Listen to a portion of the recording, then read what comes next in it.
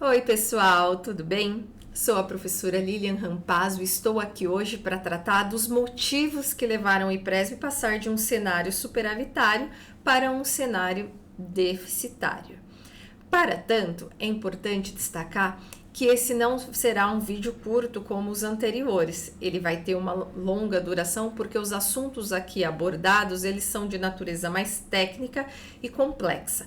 Vou tentar trazer numa linguagem mais acessível para que todos possam ali compreender que é o objetivo deste vídeo.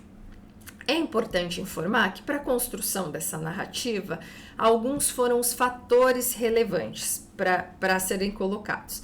Primeiro deles, o fator da experiência. Eu sou conselheira ali no Conselho Administrativo já por volta de 6 anos, desde 2016. Então eu conto um pouquinho a trajetória de como foi se dando este caminhar do IPRESB, de uma situação superavitária para deficitária, com base na experiência.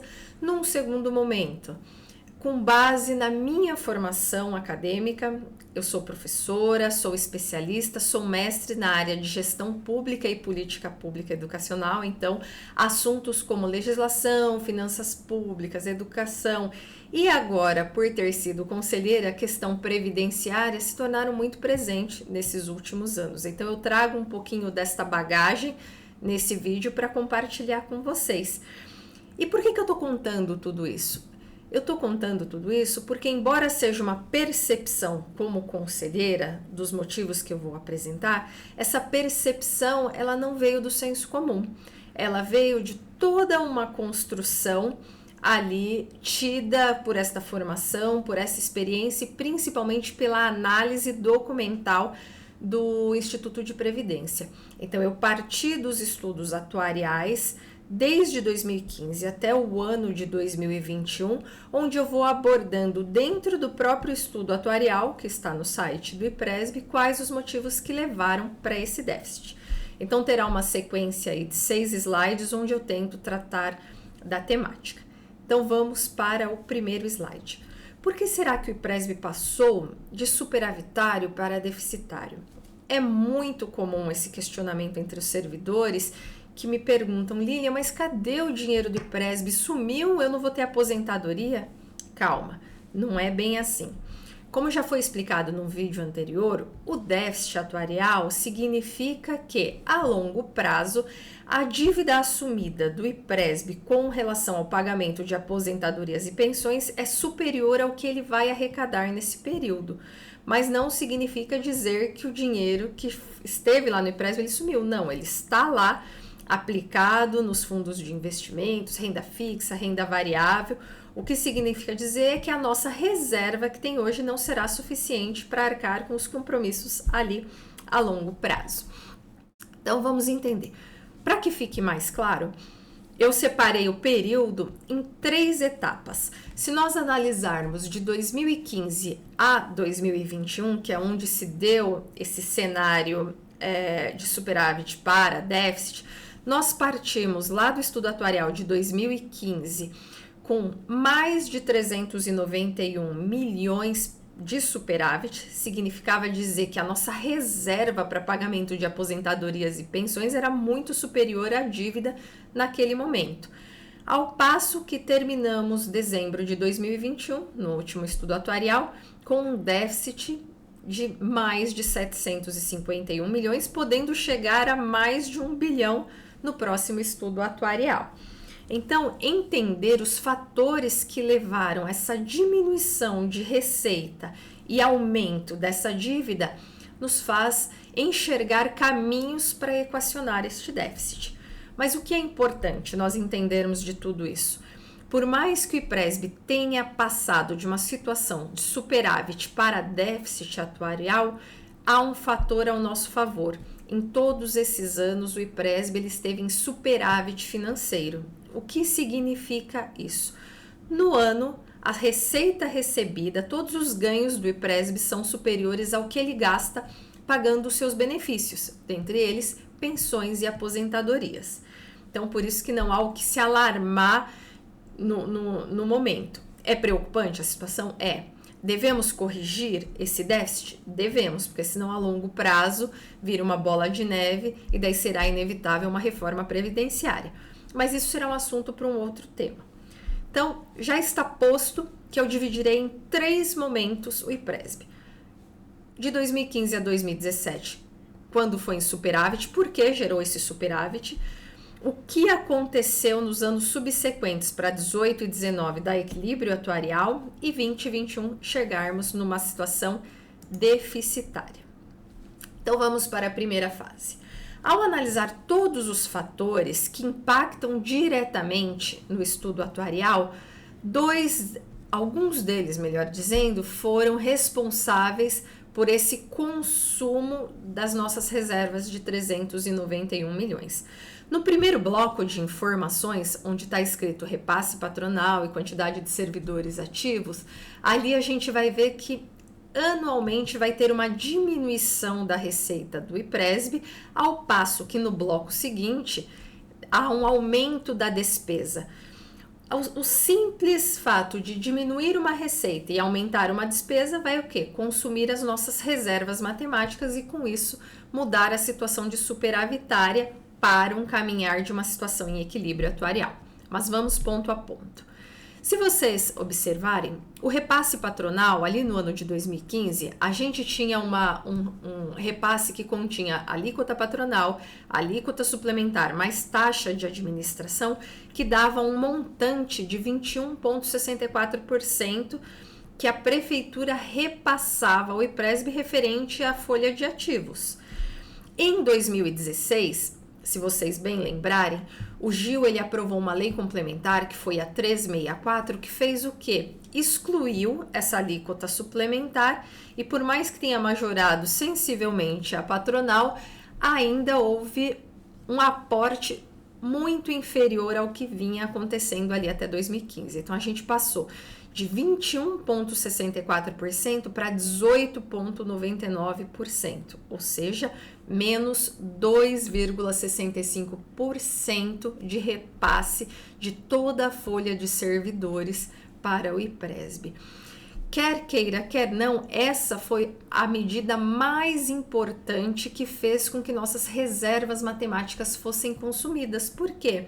Diminuiu o aporte, foi aumentando a despesa e pouco a pouco aquela reserva de 391 milhões foi sendo ali diminuída. Então essa renúncia de receita foi o principal fator desse cenário. Na sequência, nós tivemos também uma relação de quantidade de servidores ativos. Se vocês observarem ali em 2015, nós tínhamos 12.331 servidores, que com o passar dos anos foi sendo diminuído, chegando ali em 2017 a 11.799. O que significa dizer? Eu tenho mais servidores sendo exonerados ou se aposentando, não está tendo a reposição desses servidores e ao mesmo tempo eu estou tendo aumento com os gastos dos meus benefícios, com aposentadorias e pensões. Se nós analisarmos, em 2015, esses benefícios estavam em torno de 493 beneficiários. Em 2017, nós terminamos com 959 beneficiários, um montante muito maior do que aquele de 2015. Ora, se houve renúncia de receita por meio da publicação da lei no governo Gil Arantes, tirando cerca de 2,65%, se houve diminuição da quantidade de servidores ativos sem a reposição, logo, diminui-se o repasse de contribuições, sejam eles patronais ou ali dos servidores, pela diminuição da quantidade de ativos, e um aumento da despesa com pensionistas e aposentadoria, é óbvio que essa nossa reserva de 391 milhões iria ser consumida, chegando ali em 2017 a simplesmente 220 mil reais.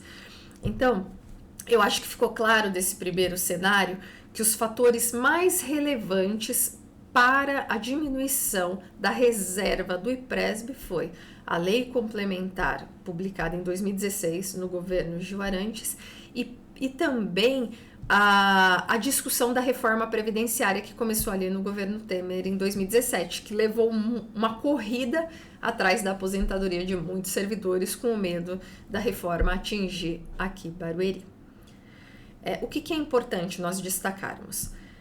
A lei feita no governo Gil, ela podia ter sido feita, porque o IPRESB ele estava numa situação superavitária, mas a falta de visibilidade futura, de entender que esse percentual faria falta lá adiante, fez com que hoje nós paguemos essa conta, né? Que é muito grave. Num cenário subsequente, que é dos anos de 2018 e 2019, nós entramos no chamado equilíbrio atuarial. O que é esse equilíbrio atuarial?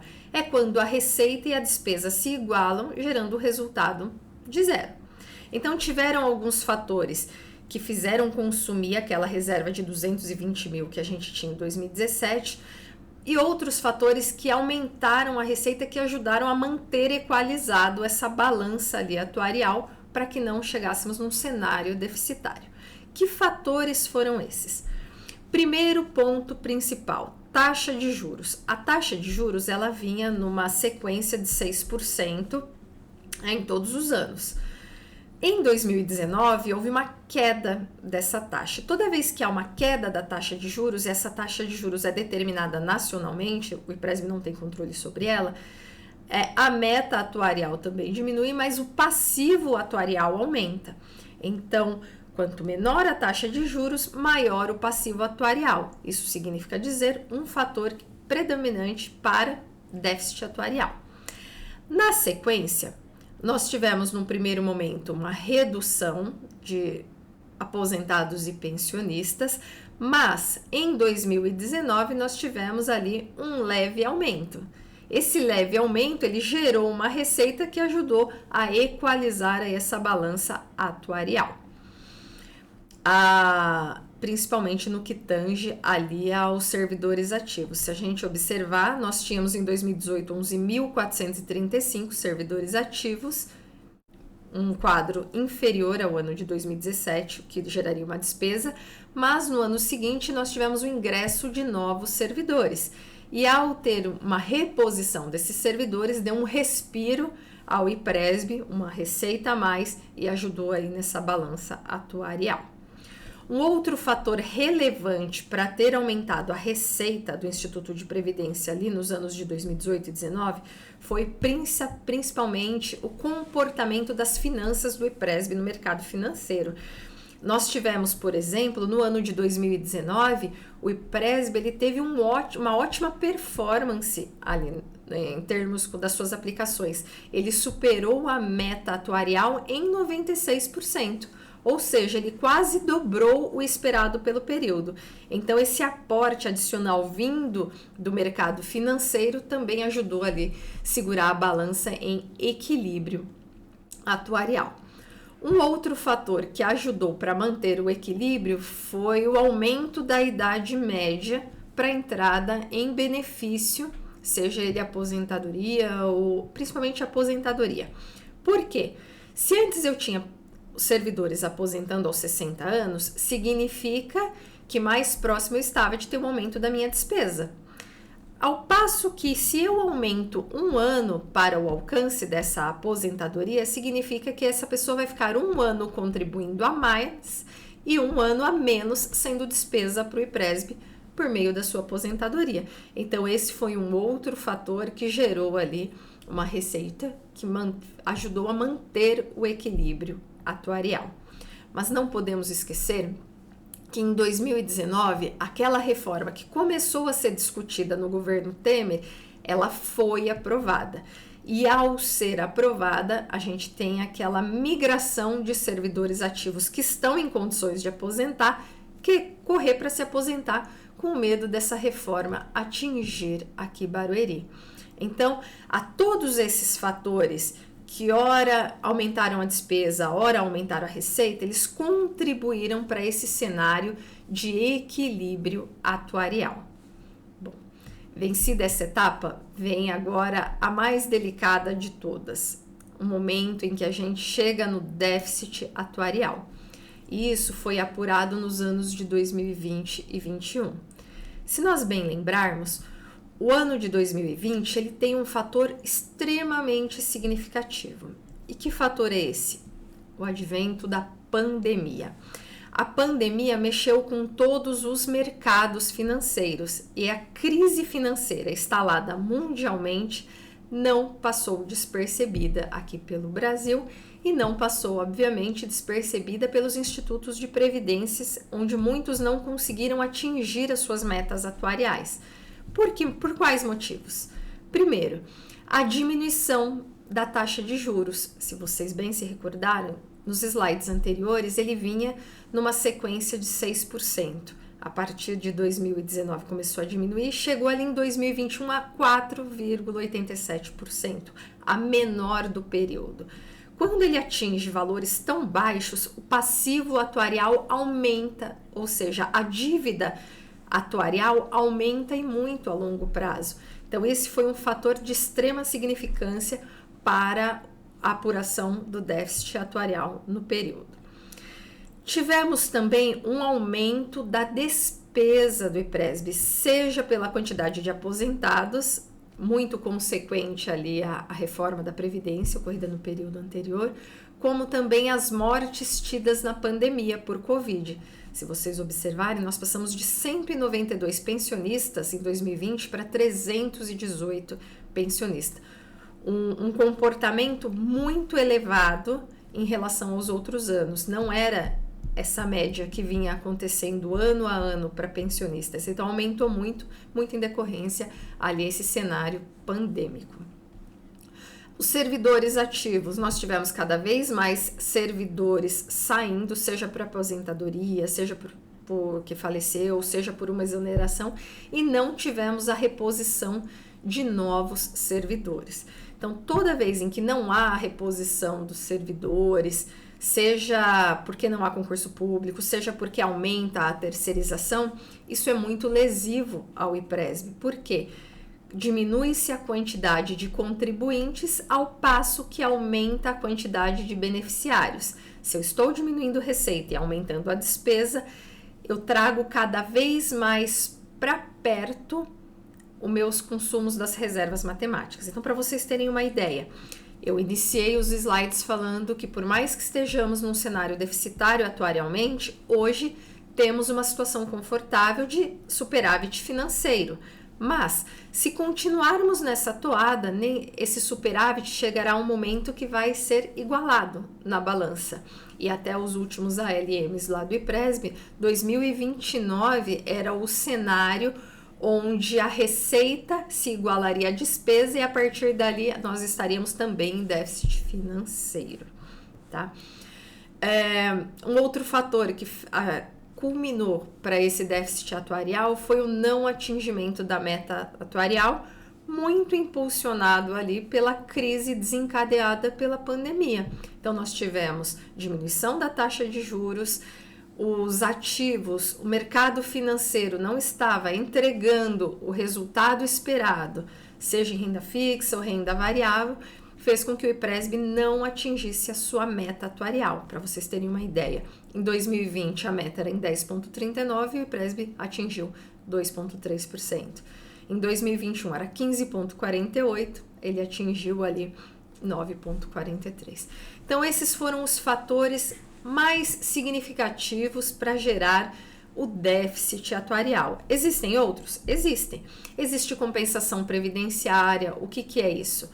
Todo servidor, quando se aposenta, nem todo mundo ele foi contribuinte somente do IPRESB. Ou veio de outro RPPS, ou foi contribuinte do INSS. Então, esse período em que foi descontado contribuições dos servidores em outros entes, em outras empresas, ficam lá nos institutos de previdência dos quais ele estava vinculado.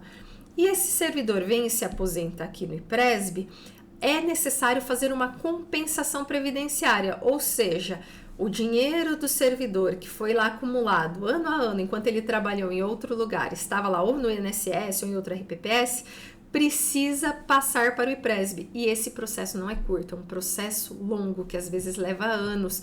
Então, o IPRESB tem mais de 1.000 pedidos de compensação previdenciária e não conseguiu nem a metade ainda o atingimento desses pedidos. Por quê? É muita demanda para pouco servidor na esfera federal. Então, quer queira, quer não, essas compensações previdenciárias também não contribuíram muito, a demora nelas. Crise do mercado financeiro, taxa de juros que só vem caindo, não reposição de servidores, então uma das saídas seria ter concurso público, chamar mais servidores, mexer nas alíquotas previdenciárias, lembrando que o Gil, lá em 2016, reduziu o repasse patronal e hoje esse percentual tirado faz falta.